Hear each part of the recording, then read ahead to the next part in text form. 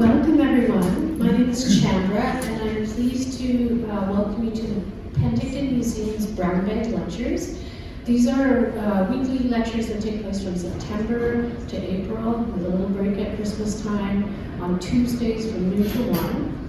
And you all know because you're here, but we're also recording for Shaw TV for the community channel, so I'm saying that so people know if they want to come down in person that they can attend these in person.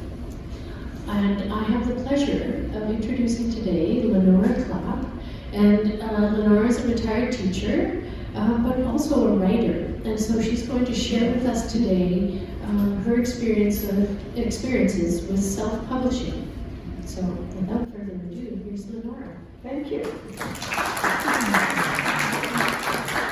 Okay, welcome to the story of my journey with publishing. Nothing can go wrong today because I've anticipated it all.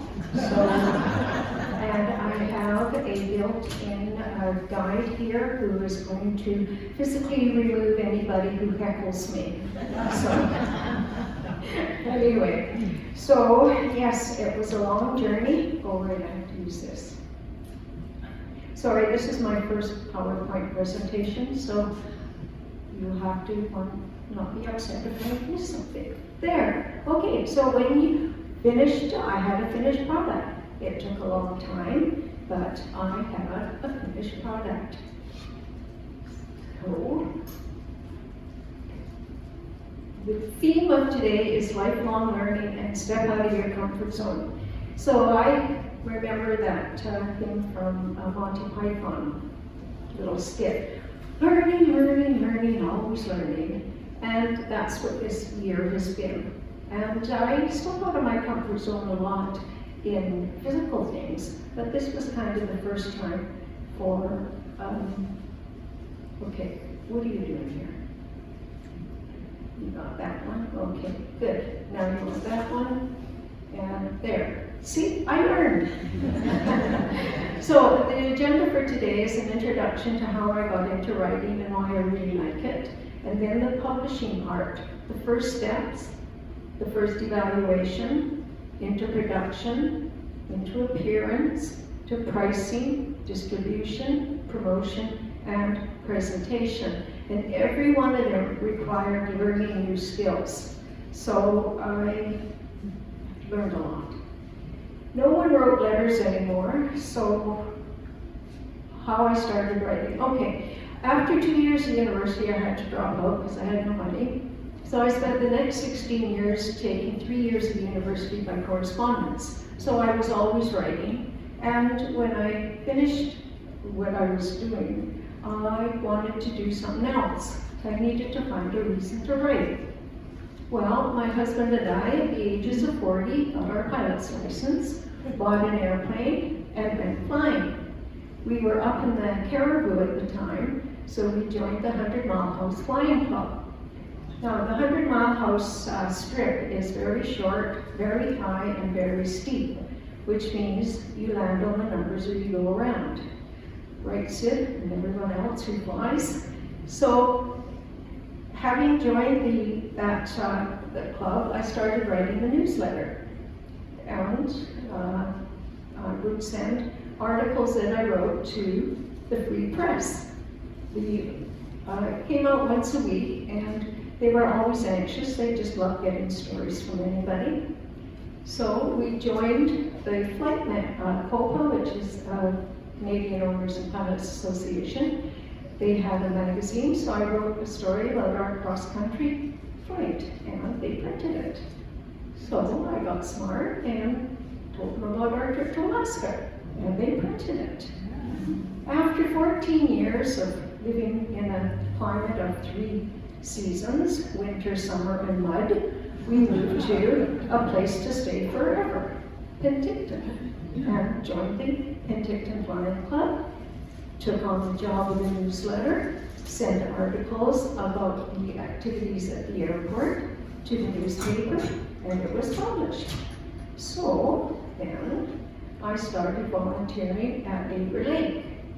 It's a camp for persons with disabilities. We cleared the property and sold a bunch of wood, and also I wrote letters, articles for the Summerland newspaper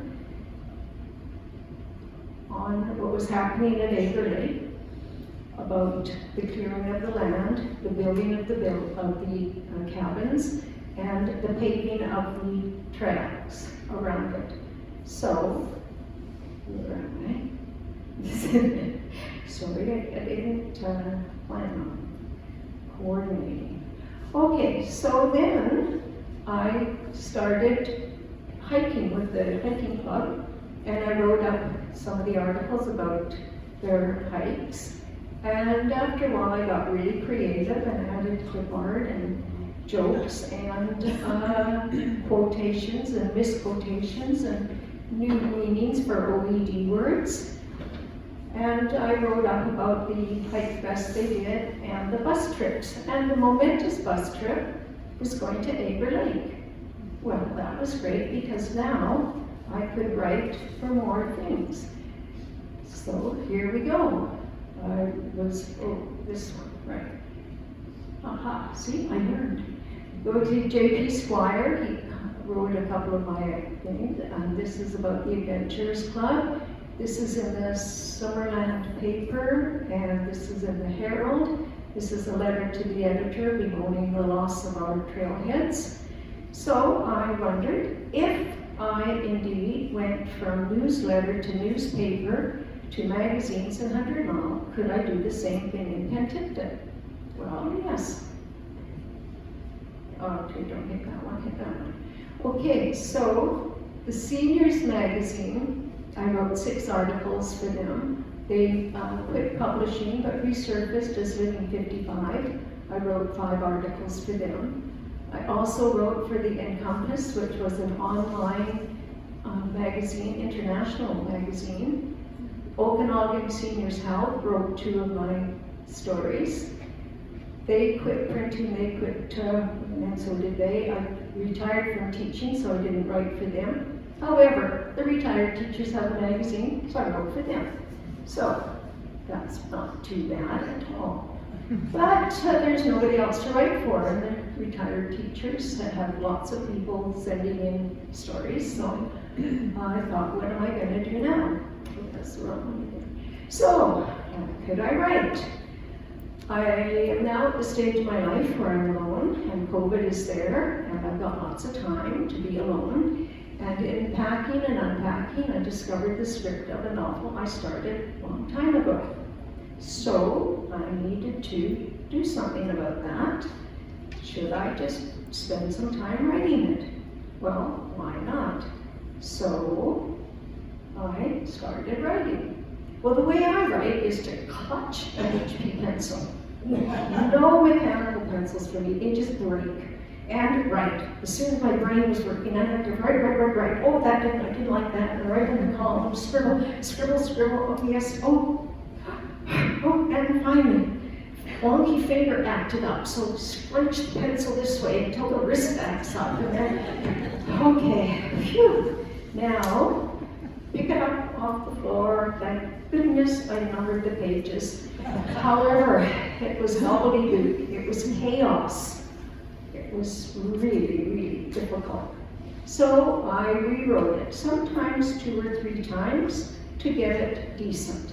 So then after about a year, yes, a year, I had 300 pages ready to go. Okay. Now what is my comfort level? It's on your bucket list. Write a book, been there since high school. So what are the first steps? First steps, okay. Are you happy with just leaving it the way it is? Do you want to just leave it back on the shelf? Or do you want to take the step and search the web for information?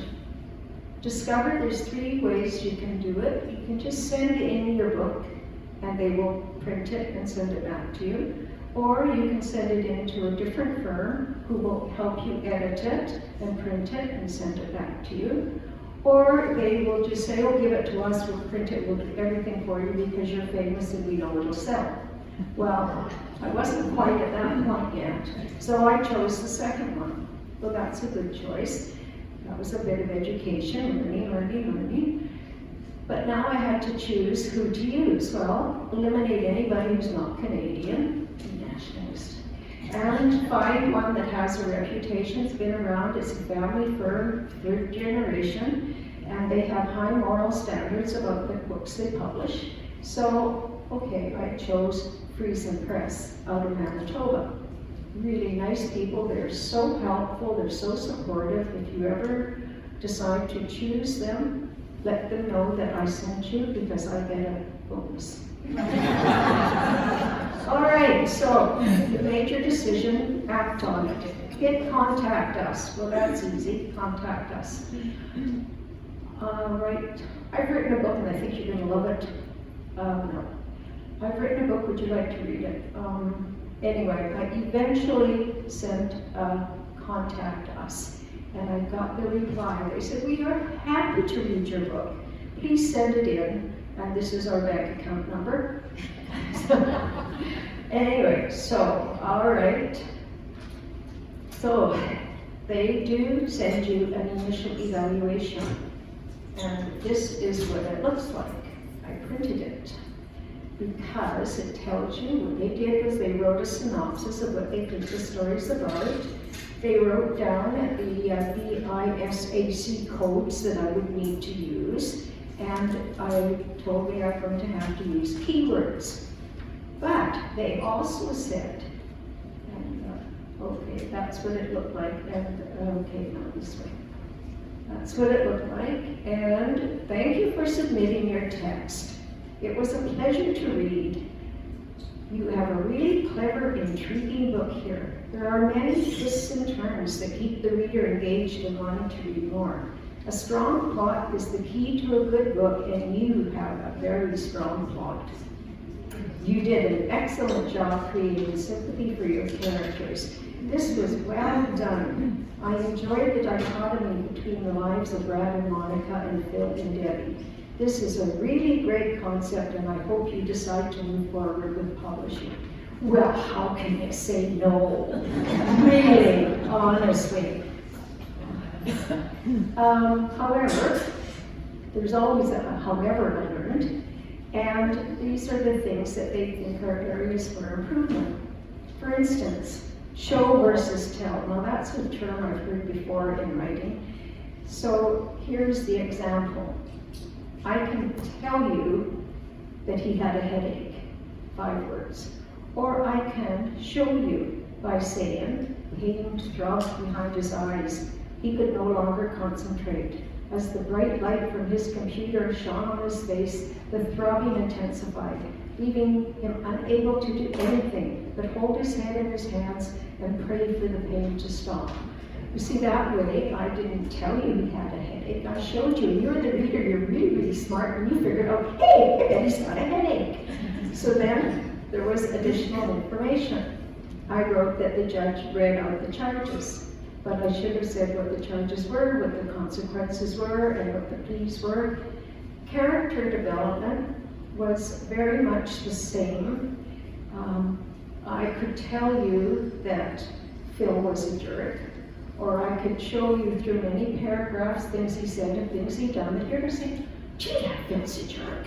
So, yeah, that was really good. Whoops, I said I'm going to try not to.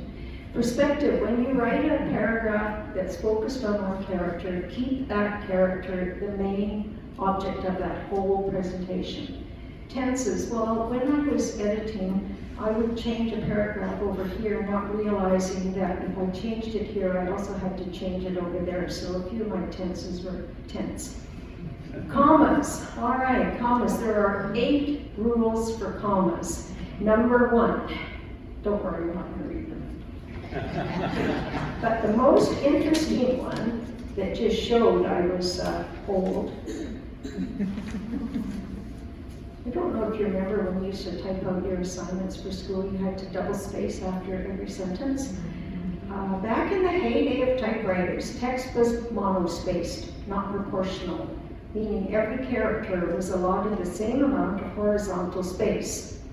However, today, Text is proportional, meaning each letter only takes up as much space as it needs. Okay, so I'm old-fashioned. All right, onward and upward. Time for another decision. Okay, I now know that it's a really, really excellent book, and it needs a bit of improvement. Now they want the contract. Okay, we gave you an outline of where you're at, but you need a contract. So, just a minute, I'll do that. Magazine articles were short, concise, get the facts, report the facts, send it in. Nobody ever changed anything I ever wrote before. But book editors are a bit peckier. They want a lot of detail. So obviously, this is a new set of skills. Writing a book is not the same as writing a newsletter, a newspaper article, or even a magazine article. So what are you going to do? Are you going to sign a contract? Well, it's on the bucket list. You're not going to Croatia, so you've got that money. Not all of it, of course, but some of it. And they happen to have a lot of different packages on, and one of them happens to be on sale. You know which one, the one that best suited my purpose. However, it was time sensitive. I had a week. Make up your mind. Do you want to do it? Oh, stop procrastinating, do it. So I sent it in, and I received a questionnaire because they wanted to know what I knew. Okay, provide a brief synopsis of your manuscript. What professional or life experiences led you to write this? Who would you describe as your target audience? Have you publicly shared your material? Has your manuscript been previously edited? Which spelling convention did you use? Does your manuscript follow a particular style guide? Do you have any images or illustrations to submit? When do you want it to be published? Will you sell it in bookstores? What are the short-term goals for your book? What are the long-term goals for your book? And what does success look like to you? Not only that, we are going to be sending you, over the time, a whole bunch of questionnaires to fill in. Now, this is interesting because I didn't even think of any of these things. All I want to do, here's my book, print it, right? So here's all the forms. There's 16 of them, from promotion, questionnaires, pricing, a whole bunch on pricing, final proof sign-off, final manuscript sign-off. I had to learn what the difference was. Premium cover design, copy editing, book design, developmental editing, book back cover, project details, trim size, and of course at the end, another questionnaire. So, that's good. However, while you've got nothing better to do, download all of these and learn them. The author, I didn't do it. The author's guide, Adobe Manager, Adobe Comment Tool. Both of them are much more complex than Adobe Reader that I'm sure everybody uses. Works conversion, because I was using Word. Troubleshooting servers, oh good, thank goodness. I'll be needing that. Sticky notes, oh I love sticky notes. You go to Adobe Tool, you click on the note and you type what you want, you scoot it over to your manuscript and you stick it where you want it to go. Except there's no unstick button. So, what do you do? Well, a while ago I learned about the little thing you can click on that says undo. However, that doesn't always work. If that doesn't work, you just click out and it says, do you want to save the changes you made? And you say, nope, and you start all over again. So remember, sticky notes are sticky. The Author's Account Center, I have to check in with that once in a while, and specialized Word documents. Well, I didn't want to do any specialized words. Just plain ordinary script prose was good enough to do. So then you move on. And the big issue was they were using a different program than I was using. compound words. Okay, do you say tree house or tree house? Yard work or yard work? Brain dead or brain dead? They disagree on them. Contractions, do you say cannot or can't? Do you use a comma, a semicolon, or a colon? If you're trying to make a point, do you use a lot of short, choppy sentences or throw in some conjunctions and make them compound or complex? Then they are going to give me, contract included, copy edits and developmental edits. Now, the copy edit focuses on spelling, punctuation, grammar, and usage. Accuracy, which is general information. Did I do my research? Because there's a few paragraphs that involve medical issues and legal issues. So they had to make sure that I knew what I was saying was correct. And the consistency of style. 2 people that have read my book said they noticed my style changed halfway through. I guess that means I was learning something. So documentation, and that, and terminology and logic. Then the developmental editing is totally different.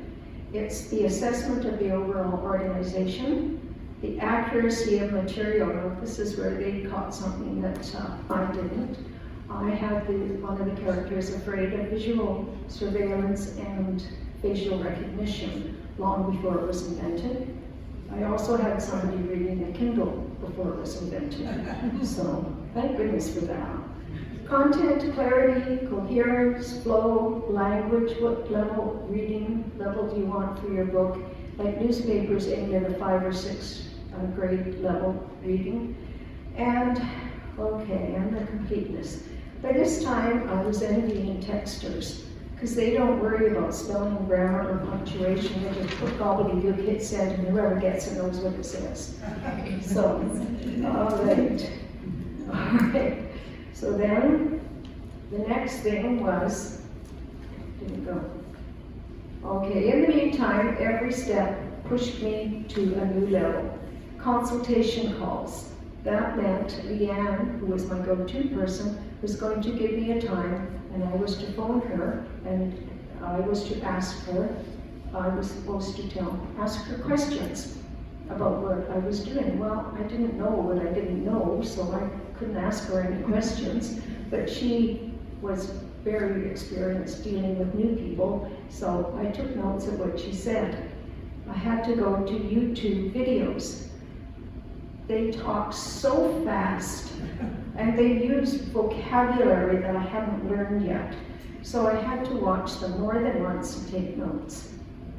Webinars. Well, it turned out I knew what a webinar was, because my daughter had recently, after 16 years as a stay-at-home mom, went back to university, and that's how they teach you during COVID, is with a webinar. It's just in the classroom. I found that much easier because it was a slower pace. They knew they were talking to people at my level, so you could understand them. You could interact with the teacher and the other students. Tutorials, those are also online. Take notes, take notes, take notes. Remember how I take notes, so I had to watch them twice to take notes. Then the newsletter. Well, the good thing about the newsletter is I could print it and move on from that. So, eventually, I did the corrections. I did what I could. It was a time to submit the revised manuscript. And then I kept reading it and finding and tweaking and messing around with it. Finally, I hit send. And go away, think of everything about the book. Go out and have fun and wait for the new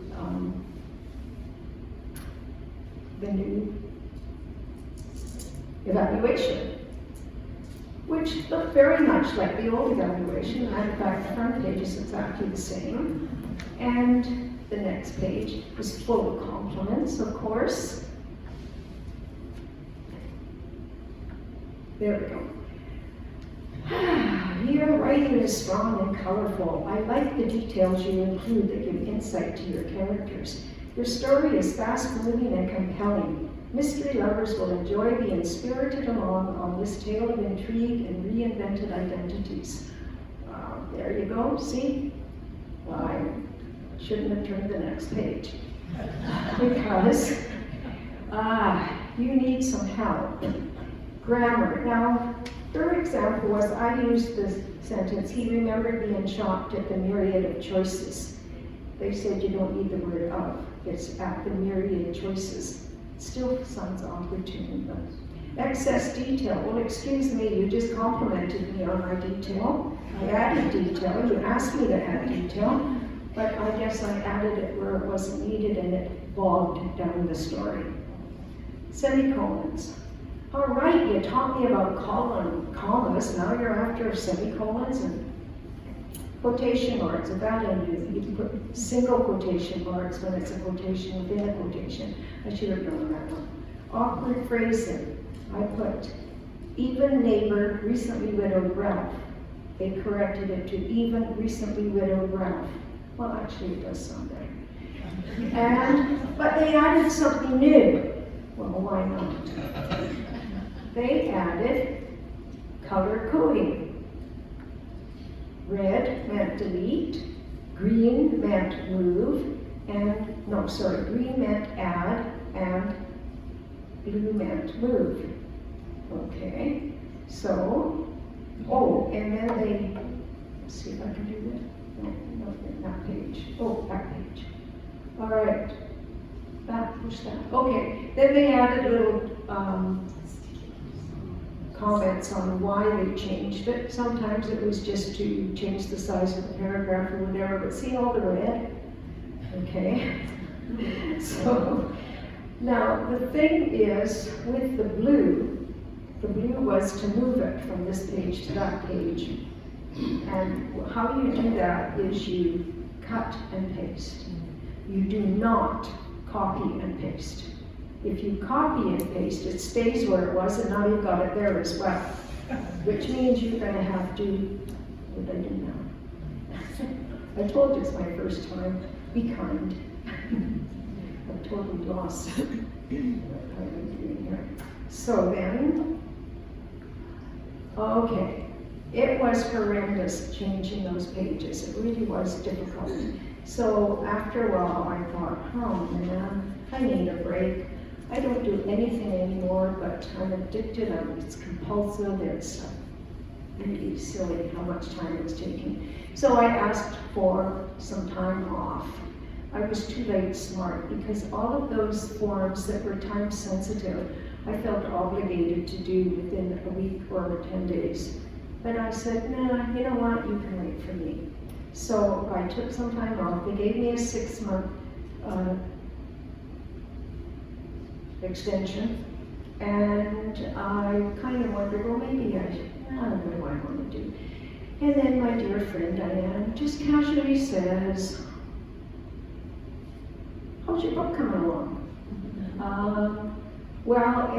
Just fine, Diane. Yeah, just fine. I'm working on it.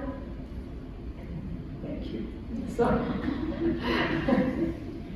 I did. I worked on it and I sent it in. They edited, I sent it in because I think I had 5 or 6 edits that I was allowed to do. So now is the final manuscript sign-off. Well, don't you think that should make you happy? And of course it does, because they said, please note, it is industry standard for all professional editing services to have a 5 to 10% margin of error. That's why every book you read, there's 1 or 2 errors, right? How many read looking for the errors, right? Guys, by now you've learned there's always a however. Upon completing this form, you are confirming that you are solely responsible for any or all errors or discrepancies. What was I paying you for? Okay, now it's done. No more editing. Then we move into production. Okay, so the book is written, now we have to produce it. Well, sure we do. So we move on to a new learning opportunity. Learning, always learning. So tour the author's account, well that was on one of the original ones. Take care of the technical requirements and the publishing essentials, and that means, take notes, watch the tutorials, and build a toolkit. Okay, so your toolkit is what you're going to do to help with the production. You are going to do press releases, have an online press release kit ready, sound bites and talking points and connections and contact lists and research and book reviews and media samples, blog articles, content, author website, blogs, blah, blah, blah, blah, blah, events, back of the room, peer-to-peer. So that was easy. I figured you buy my book, I'll buy your book. Is that what peer-to-peer is? Book signings, conference, book fairs, some festivals, on, and non-traditional channels, like give your book to a gift store instead of a bookstore. Have business connections. That means go to your lawyer and your accountant and all your people that you deal with, give them half a dozen books and tell them to give them away free. Or pop-up shops. Oh sure, I'm going to do a pop-up shop. Okay, so next is what that means in the real world. You have to start a Facebook page. Well, I've got a very small Facebook page that my daughter started for me if I ever wanted to see pictures of the grandkids. And so she back to work now, finishing her upgrading, and she's working full time. She doesn't have as much time for Mom. And I could feel her rolling her eyes and using her voice, her mother voice. So I said, thank you, I'll do what I can. And what I could do is phone Fran, and Fran makes house calls. And she sat with me and we got it all going. Then I had to do a website. Well, I know my son knew how to do that. So we started one together and we co-managed it. That means I told him what to do. I sent him the pictures and the information and he put it where it was. Until the day I heard in the background, Arnold, hurry up, we're going to be late, hang on, we got to go now. And I go, okay, I'm not going to screw up a marriage here. So he taught me how to do it. So I'm very, very pleased to tell you that I alone know enough, I've learned enough, that I handle the Facebook and the website page. And then my daughter phoned me and she said, Mom, do you have a QR code? No. Why would I want that? Well, you need it, you know. Oh, okay. And 2 seconds later, she sends me, here's your QR code. Okay, so obviously there's a QR code store up there somewhere. So now I also had to set up all of those accounts, podcast, Twitter, blog, all of them. And I was supposed to write a paragraph every day or so on each one of these using those key words from the first page. Murder, kidnapping, suicide, small town crime. And the reason for that, believe it or not, is people that want to read a book about a murder will type in, go to Google, type in book about murder, and the browser will search through everything. So if I have talked about my book in all of these things every day or every other day, that will eventually catch the attention of the browsers, and they will be, my book will be on the list. Okay, so do you think that's good enough? No, now we have to worry about the appearance of the book. I never gave any thought to the appearance of the book. And what did I do with it? I put it right here. They have been really good. They're questionnaires. When you read them the first time, you think, I don't know any of the answers. And then you have to think about it. So, remember the first time when I didn't know what I didn't know? Well, guess what? I've learned a little bit. I do know a little bit now. Okay, so they offer you a designer to design your cover for you, but they need to know things. How would you describe the overall style of your book design? Do you have a specific vision in mind for your book cover? Do you have an image? What mood do you envision? Are there significant symbols in your book? What kind of artistic medium is best suited for your book? Are there any specific colors you would or would not like to see used? Provide 3 examples of covers you like, the title, the author, and why you like it, and the same for covers you don't like. Are there any further details or ideas we should know? If you have any images, would you like them text wrapped or above or below the text? Would you like to have your chapter start on the next right-hand page or the next blank page? Choose an approximate font size. Do you have a photo you would like to use? Okay, well, very, very good questions. So I told them that I would appreciate some help, but what I wanted was a picture of a young couple with a baby, all very happy, with something in the background to say, bad luck is coming your way. So they sent me 3 choices. Okay, that one I didn't like because it looked too much science fiction-y, like some ogres coming out of the water, and I didn't like that one. This one I thought looked too happy. Second of all, Brad, the character, would never ever have a beard. And also that didn't look ominous enough for me. So as you saw as you came in, this is the one I chose. Look how happy they are. They're both loving with the baby, and there in the background is ha ha ha. Bad luck might come your way. So that was that. So we're not finished. We're long way from finished. Remember the agenda? So now we have to talk about pricing. There's a video to watch, and if you have any questions, you feel free to ask Leanne. At the end of the whole thing, I didn't know if I owed Leanne a bottle of wine or a bottle of aspirin, but so after watching, so what I did was, I had no idea, so I went to the bookstore and I forgot to push the button. I walked over to where there were books by unknown authors about 300 pages long, and they were selling for up to $35. But across the hall, or across the room, John Grisham's book were selling for $10. That didn't seem right. Like, how famous is he? And I know that the bookstore takes 40% of the, so he would get $6 for every book he sold. I could get $10.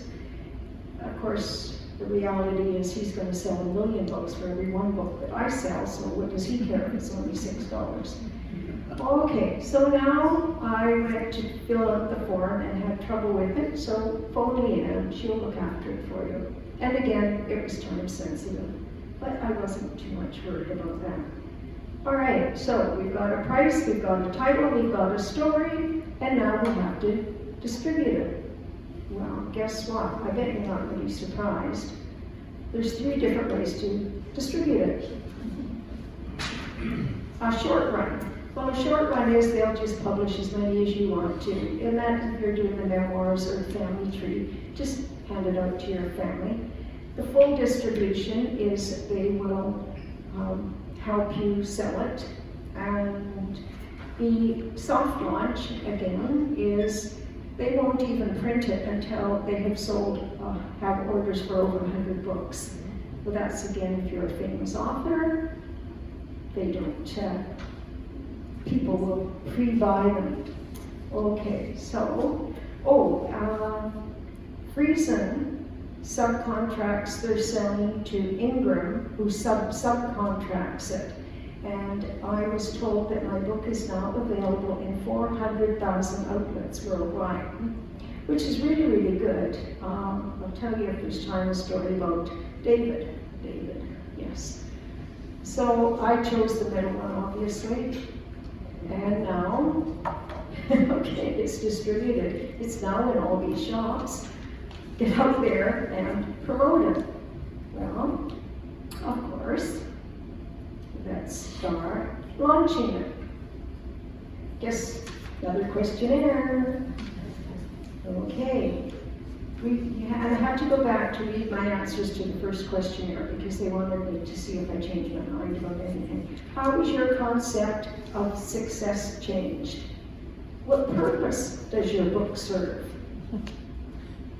What are your specific goals for your books in the next 6 months, the next year, the next 3 to 5 years? What age group are you targeting? What gender? What geographic location? What income level?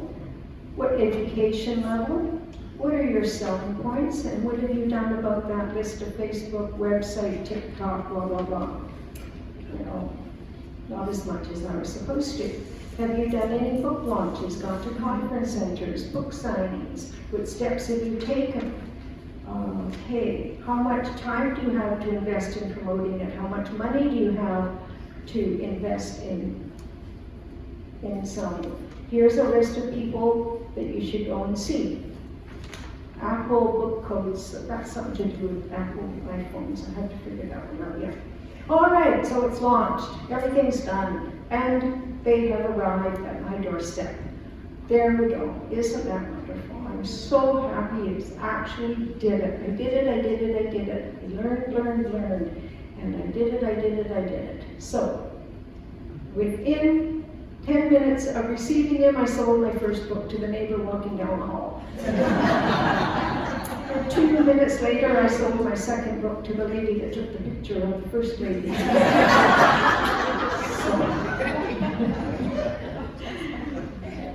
Then I got in touch with the Retired Teachers magazine, and they put out a blurb about my book. And I received a phone call from someone I taught with 40 years ago. She said as soon as she saw it, she went out and bought the book and downloaded it on her Kindle. And her best friend works at the library in Santa Barbara, and if they like the book, after the book club reads it, they're going to buy it for the library. So what else did I do? I did go and sell the book at the Summerland Fair, the Penticton one, and one in Culleton. So I did sell some books there. The one in Summerland, the first two ladies that bought my book, I took their picture and posted it. They were so happy. They showed up at the Culleton show, and I remember us, we bought the first book, so we couldn't. So then I sold the 100th book. I did not give her a black eye to make her buy it. So next was now I know of at least 3 book clubs that are using the book for their next. Next was presentation, that's today. I've never done a PowerPoint, so Fran wasn't available, but Maureen was, and Maureen. So first thing, get organized. All right, spread out all those things, put sticky notes on. I love these sticky notes, they come off. So, well, there I am, back to hugging the HP pencil, writing, wonky finger and all. And the very first presentation that I had ready was 15 minutes long. Remember that old 5 words or 44? Back to the drawing board.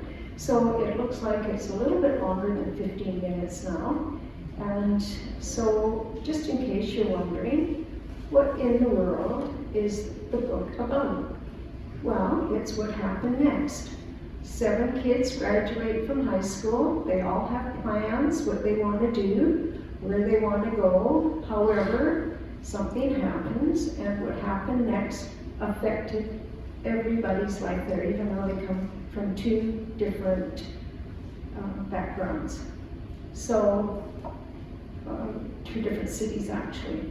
It kind of takes place in the Kamloops area, kind of halfway between my life at 100 Mile and my life in Penticton.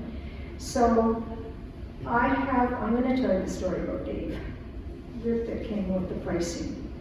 So Dave is a very rich man. Dave is rich because he worked hard all his life and made lots of money. He's very rich because he didn't spend any of it. So when he heard that my book was finally published and available, he spent a long time, and I think he looked up all 400,000 spots to find the cheapest book. Believe it or not, it came from England. He ordered my book from a store in England for $1 less than Amazon Prime. With God alone. A lot of people have read my books and made very, very nice comments about them, which is all on my webpage, lenoraklappe.com. Thank you, son. And I've had a lot of people find a few of the mistakes in the book, which is fine because even the professionals can have up to 10%. Anyway, so thank you for coming. So it was a powerful experience. Freeze and press, bent over backwards to be helpful. So I'm anticipating a few questions, but the ones that I always get are, do any of the characters belong in your life? No, they're all totally made up. Writing for a magazine was so easy, but writing for a book where you had to not report the events, but create them.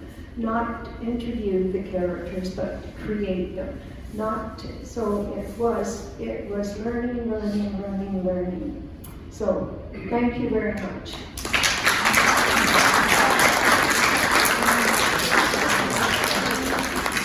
So if you had any questions? No? Covered everything? Yes, Kathy? Are you going to write a second book? Am I going to write a second book? I have all this knowledge. It's in there.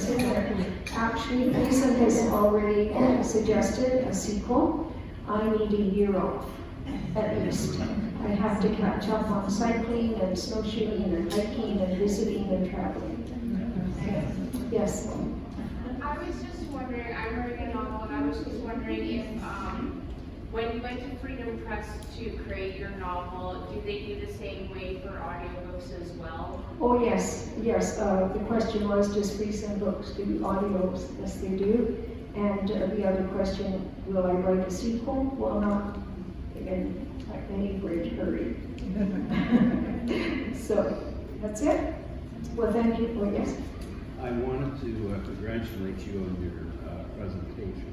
Oh, To give other